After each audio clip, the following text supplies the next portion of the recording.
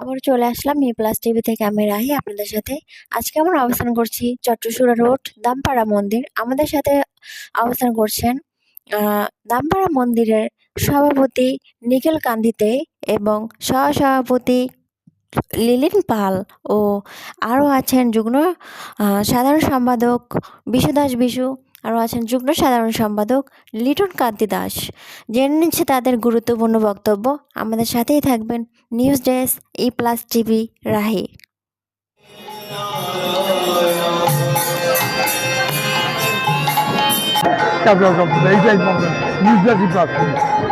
এইখানের মধ্যে বয়স দিয়ে যাবে যতটুকু নিচু অতটুকুর মধ্যে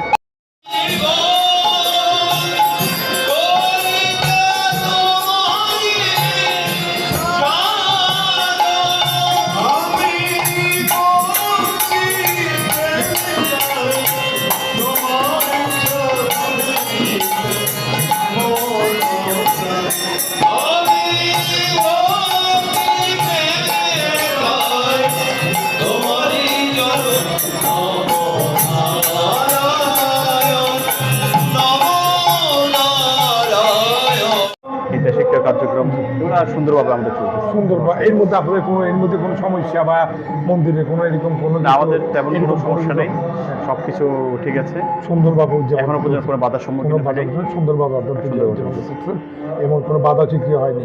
সামনে ইলেকশন নিয়ে আপনাদের যে বর্তমান পরিস্থিতি এর মধ্যে আপনার শান্তপ্রিয় বাবা আছে? হ্যাঁ, শান্তিপ্রিয়ভাবে আছে, আমাদের কোনো সমস্যা হয়নি। ইলেকশন আসতেছে, আমরা সরকার যেভাবে ঘোষিত প্রোগ্রাম আমরা সর্বোচ্চ সজাগ থাকি সবসময়।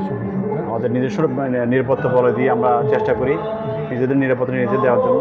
তারপর দরকার হলে আমাদের প্রশাসনের সহযোগিতা আমরা সবসময় পাই, এবং আমরা কোনো একটা বড় প্রোগ্রাম হলে আমরা থানাকে এবং ডিসি ওসি সবাইকে আমরা অবহিত করি এবং অ্যাপ্লিকেশন করে আমরা নিরাপত্তার জন্য করি, এবং ওরা যথাসাধ্য চেষ্টা করে আমাদেরকে নিরাপত্তা দেওয়ার জন্য। ধন্যবাদ আপনাকে। আমার নামটা একটু পরিচয়টা বলেছেন? আমার নাম হচ্ছে বিশ্বনাথ দাস বিশু, সাধারণ সম্পাদক গুলপান মশা।